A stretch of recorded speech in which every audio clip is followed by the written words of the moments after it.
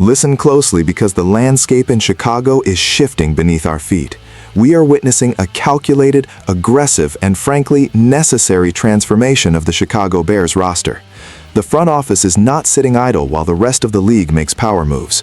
From massive contract signings to the departure of key contributors, everything happening right now is designed to build a contender. As your insider, I am pulling back the curtain on the specific moves that will define the upcoming season.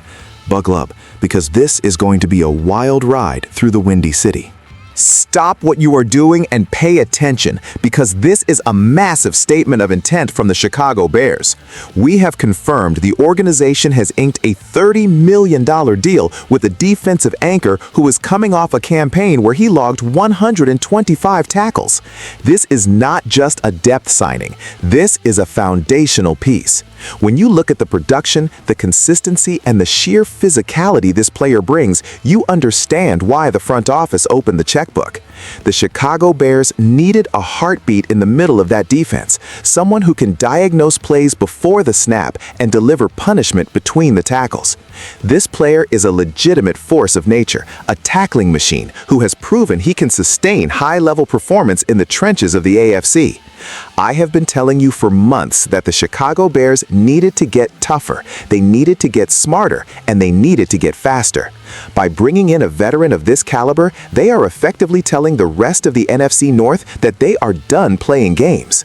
This signing changes the arithmetic for every opposing offensive coordinator. You cannot simply game plan around him because he is everywhere on the field.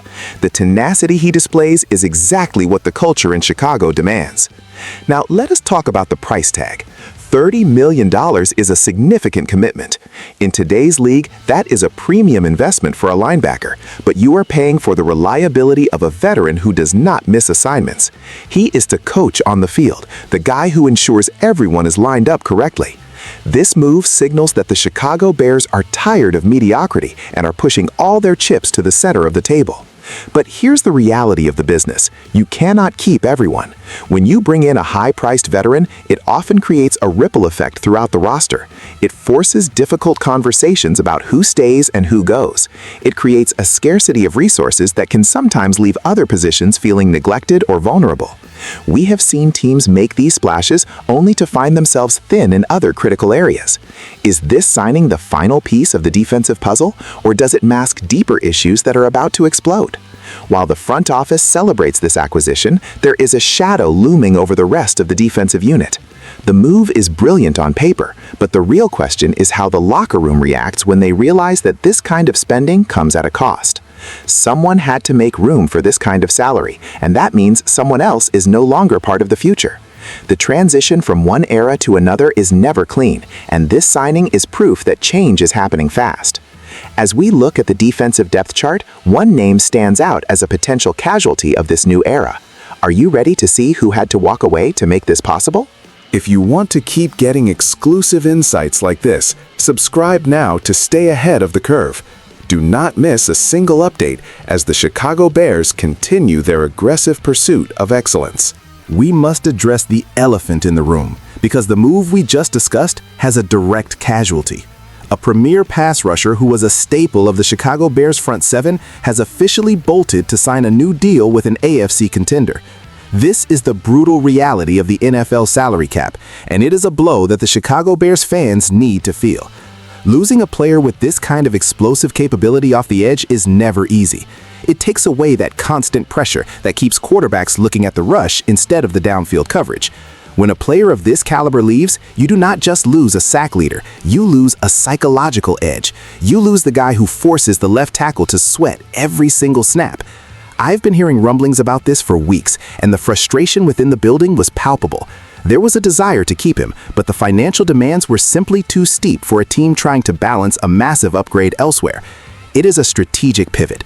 The front office decided that they would rather have a high-impact three-down linebacker than a situational pass rusher who demands elite-tier money. That is a philosophy that will be debated for the entire season. You can argue that you can never have enough pass rush, but you can also argue that a leaky middle is a fatal flaw. By letting him walk to an AFC contender, the Chicago Bears are essentially betting that their new defensive identity will be built on discipline and gap integrity rather than pure, unadulterated speed off the edge. Is that a gamble you would take? I am not so sure. When you look at the current market, finding someone who can consistently win one-on-one matchups is the hardest task in professional football. By walking away from this contract, the Chicago Bears are essentially hitting the reset button on their pass rush rotation. They are asking young, unproven talent to step into a massive void. That is a recipe for disaster if the development does not happen overnight. The AFC is a gauntlet, and the team he joined just got significantly better at exploiting offensive lines. It is a win for them, but a loss that will test the depth of the Chicago Bears. We have to ask ourselves, is the scheme being installed by the coaching staff so good that they don't need an elite edge presence anymore? Or is this just a case of the team being unable to afford the premium talent that wins games in the fourth quarter? This departure leaves a gaping hole that will be the focal point of every scouting report against this team moving forward. We are talking about a major shift in defensive philosophy that will either make them the smartest team in the league or leave them completely exposed. With this major piece gone, the focus now shifts to the secondary, where the chaos of change is just beginning to take hold.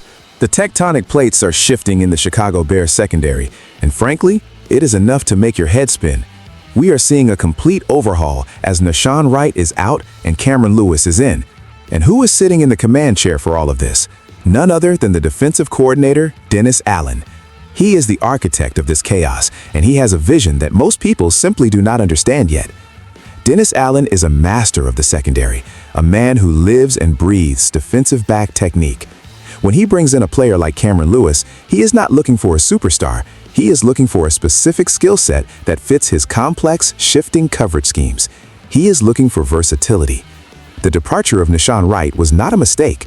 It was a calculated subtraction to make room for a player that Dennis Allen believes can execute his vision of a positionless secondary. This is the definition of a high-stakes gamble. You are essentially asking the secondary to learn a new language during the offseason, and if they do not pick it up, the entire defense will fall apart. I have watched Dennis Allen work, and I can tell you that he is relentless. He will be moving these guys around like chess pieces throughout the entire spring and summer. He does not care about your draft pedigree or your previous contract. He cares about execution, focus, and the ability to adapt when the offense presents a look you've never seen before. The Chicago Bears are currently a laboratory for defensive innovation. If this works, Dennis Allen will be hailed as a genius. If it fails, they will be looking for a new coordinator by December. The pressure is immense. You have a new linebacker leading the front, you have a missing pass rusher, and now you have a secondary that is being reconstructed from the ground up. This is not a rebuild. This is a total transformation of the defensive identity. It is aggressive, it is bold, and it is absolutely fascinating to watch. The players are being pushed to their absolute limits, and those who cannot keep up with the pace set by Dennis Allen will be replaced before the ink on their contracts is even dry. It is a cutthroat environment, but that is the price of trying to build a championship caliber unit. We are looking at a defense that will either be the most confusing, disruptive force in the NFL, or a group that is constantly out of position. Everything hinges on how quickly these new pieces can gel under this new leadership. We have seen the defense change, we have seen the personnel rotate, and now we are watching the final pieces of the puzzle fall into place. Is this the strategy that brings a trophy back to Chicago, or are we witnessing a team that is tearing itself apart at the seams? The answers will come fast when the pads start popping. This is a pivotal moment for our team. We have seen a high-impact linebacker arrival, a significant pass-rushing departure, and a total secondary reconstruction under the watchful eye of the coaching staff. The Chicago Bears are undergoing a metamorphosis that will determine whether they are contenders or also-rans in the coming season. It is rare to see this level of activity, and it proves that the front office is fully committed to winning now. But with all this change, there is zero room for error. What do you think about these moves? Are we building a masterpiece, or are we witnessing a house of cards? Drop your comments below and let me know your take. We will be here covering every single snap of this journey.